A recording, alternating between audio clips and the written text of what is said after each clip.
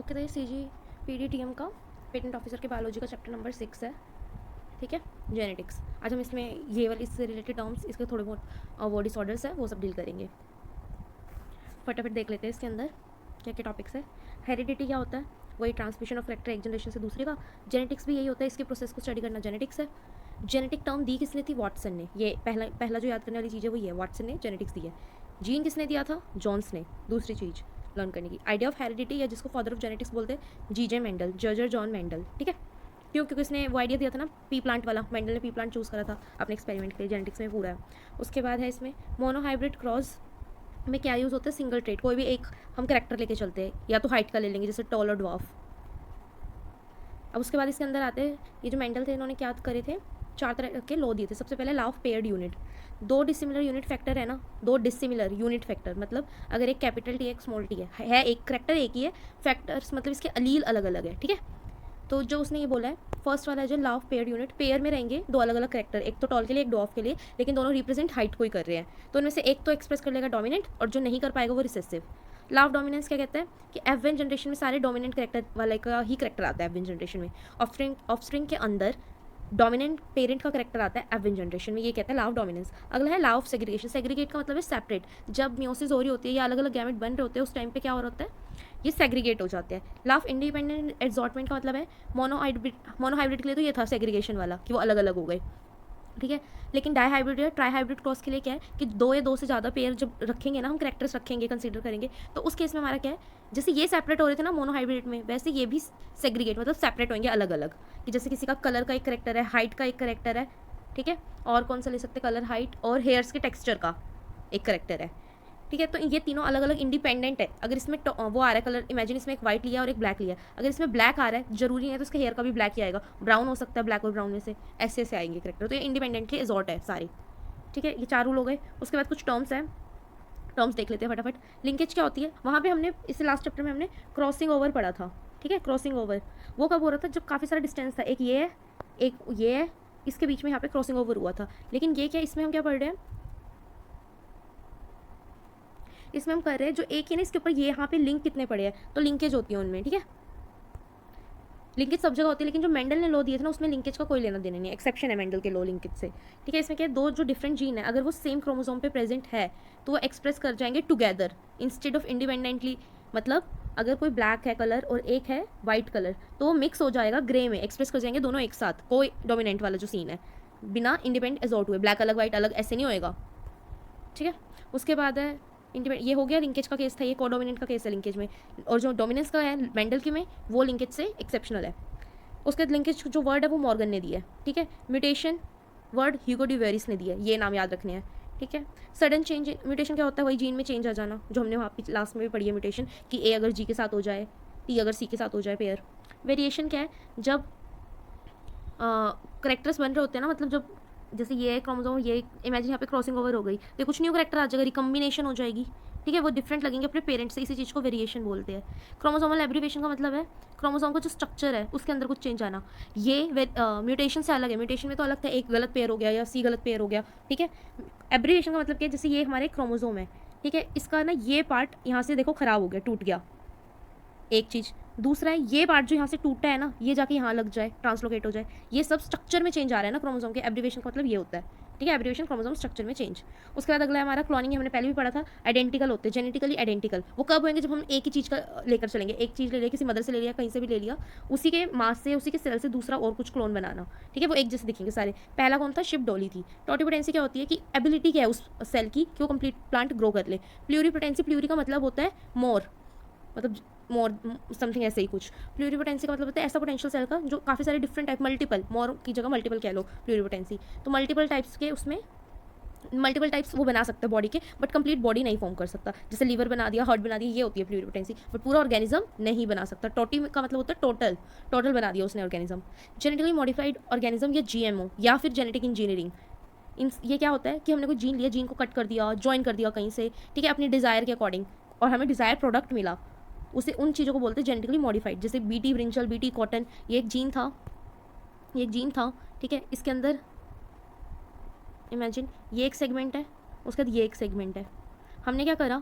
हमने इस वाली चीज़ को कट कर दिया, तो अब कैसा जीन दिखेगा हमें? हमें जीन दिखेगा ये, ठीक है। इसमें से वो पार्ट चला गया। पूरा जीन का अगर मैं कलर देख लेके चलूँ, इमेजिन पूरे जीन का कलर ना ये था, ये इस कलर का था जीन, और ये यहाँ से था ब्लू कलर का। बस यहाँ पे बीच में वाइट था ये वाला एरिया, लेकिन वो तो हट गया। अब कैसा दिखेगा मुझे जीन? ऐसे पूरा एक जैसा, ठीक है। ये कटा हुआ हिस्सा अलग हो जाएगा, यहाँ से कटा हुआ हिस्सा अलग हो जाएगा। तो ये जीन मैनिपुलेट करके कुछ ना कुछ अपना डिज़ायर प्रोडक्ट बना लिया, ठीक है। इसी को जेनेटिक इंजीनियरिंग बोलते हैं। फटाफट चलते हैं अभी नेक्स्ट पे। ऑटोसोम्स क्या होते हैं? देखो भाई, हमारे क्रोमोसोम होते हैं 46, 23 पेयर में होते हैं। 46 का हाफ कर दो, पेयर में आ जाएगा 23, ठीक है। जिसमें से 22 पेयर किसके होते हैं? ऑटोसोम के, और 1 पेयर होते हैं 6 क्रोमोसोम, ठीक है। इसमें यही बात कह रखी है। तो इसमें बोला ऑटोसोम्स क्या होते हैं? वो वाले अदर देन 6 क्रोमोसोम।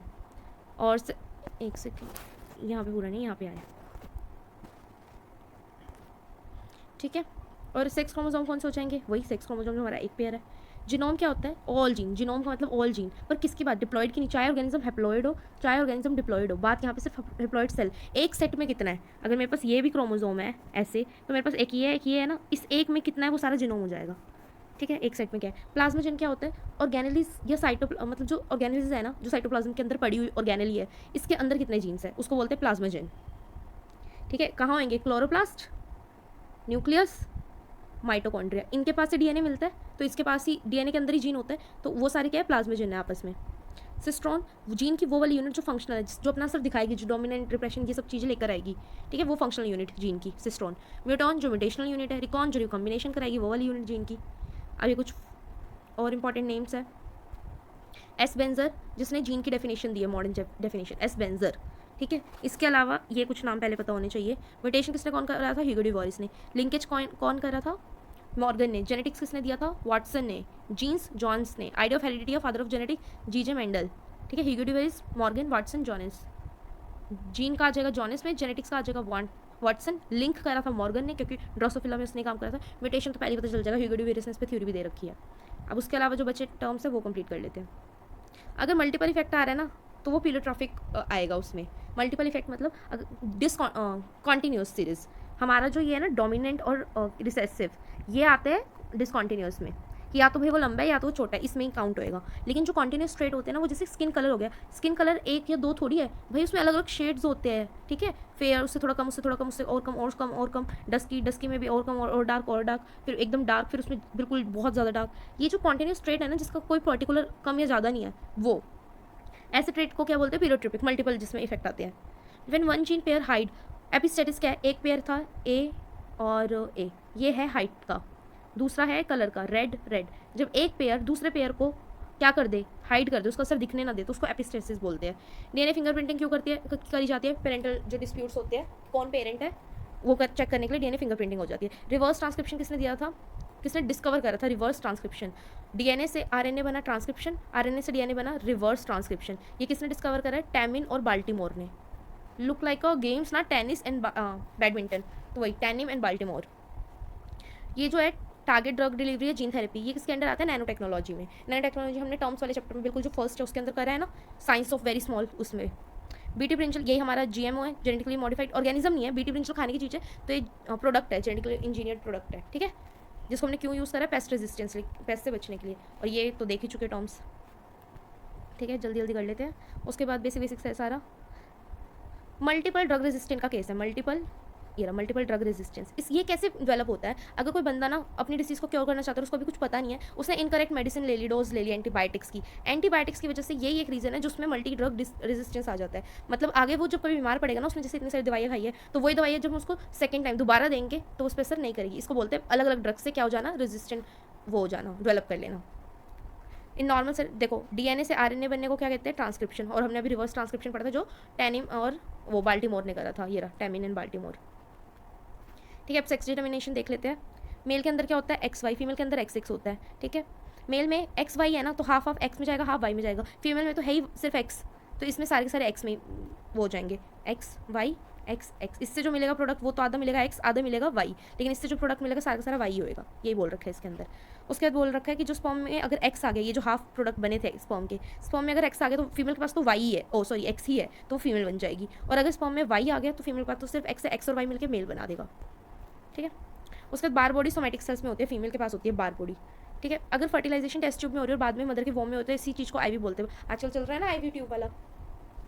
सम सेक्स डिटर्मिनेशन कुछ एनवायरमेंटल फैक्टर पे होते हैं, जैसे उसका एग्जांपल है रेप्टाइल्स। रेप्टाइल्स में क्या बनेगा, फीमेल या मेल बनेगी, वो डिपेंड करता है एनवायरमेंट का टेम्परेचर क्या है। ठीक है।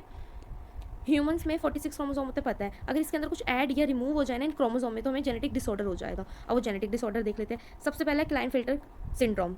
ठीक है। इसमें क्या, ये एक्स्ट्रा वाला है, एक्स्ट्रा मतलब इसमें कुछ ऐड होएगा और ये 6 क्रोमोसोम पे ही होगा। जो हमारे एक्स, या तो मेल के अंदर एक्स हो जाएगा ऐड या वाई हो जाएगा, फीमेल में तो होता ही एक्स, तो इसमें सिर्फ एक्स ऐड होएगा। तो कंडीशन आ जाएगी एक्स एक्स वाई या एक्स वाई वाई।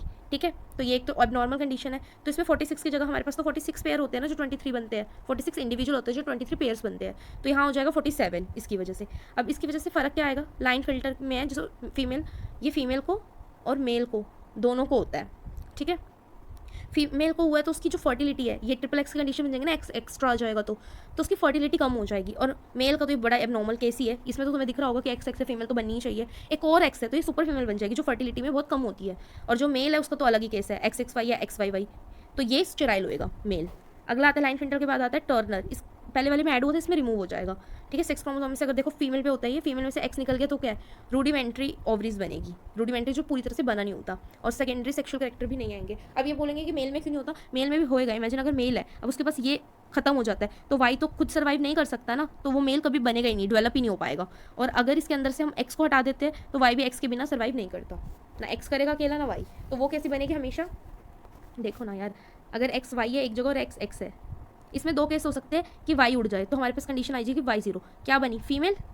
और एक कंडीशन है कि एक्स उड़ जाए तो हमारे पास आ जाएगा जीरो और वाई, और ये एग्जिस्ट ही नहीं करता है, ये तो ऐसा बेबी तो कभी बनेगा ही नहीं, पैदा ही नहीं हो पाएगा। तो मतलब जो डेवलप नहीं होगा तो इसके इसको छोड़ दे, और अगर हो गया तो ऐसा बनेगा तो वो फीमेल ही बनेगी फिर भी। दूसरा, अगर अगर वो शुरू से फीमेल थी फिर ये हट गया, उसमें से एक रिमूव हो गया, तब भी वो ये दोनों में सेम कंडीशन आ गई। ठीक है। नेक्स्ट है हमारा डाउन सिंड्रोम। अभी तक हमने पढ़े लाइन फिल्टर और टर्नर जो 6 क्रोमोसोम के ऊपर होते हैं। अब हम ऑटोसोम्स पढ़ेंगे कुछ। डाउन सिंड्रोम में भी एक्स्ट्रा ऐड होएगा, लेकिन ऑटोसोम पे होएगा 21 पे, डाउन 21। ठीक है। डाउन किससे शुरू होता है, अगर काउंटिंग चेक करेंगे 1 के बाद ही सब उसके नीचे आते हैं ना, तो कौन बोलेगा डाउन, 2 बोलेगा डाउन, तो उसके बाद 2 के बाद 3 आएगा, लेकिन 2 से ऊपर तो ऑलरेडी 1 है ना, तो इससे याद रखना है 21 की बात हो रही है यहाँ पे, ये याद आ जाएगा, बस कुछ ऐसा करने का नहीं है। 21 ऑटोसोम क्रोमोसोम का डिसऑर्डर है, उस पर एक एक्स्ट्रा आके जुड़ जाता है। ये भी पता नहीं एक्स्ट्रा होता है या रिमूव होता है, एक्स्ट्रा ही होएगा। 1 के नीचे अगर वो 1 बोल रहा है अपने नीचे डाउन देखने को, तो एक बड़ी रहा है उसमें 2 आ रहा है, तो ये डाउन सिंड्रोम में एक्स्ट्रा हो जाएगा। और कैसा पर्सन कैसा बन जाता है, मैंगोलिज्म की तरह बिहेव करते हैं, मतलब मेंटल रिटार्ड, आइज प्रोट्रूड बाहर आ जाती है। पटाउ सिंड्रोम, पटाउ का मतलब क्या है, इसमें क्या होता है, इस पे भी ऐड होता है लेकिन 13 पे होता है, 13 पे ऐड होता है।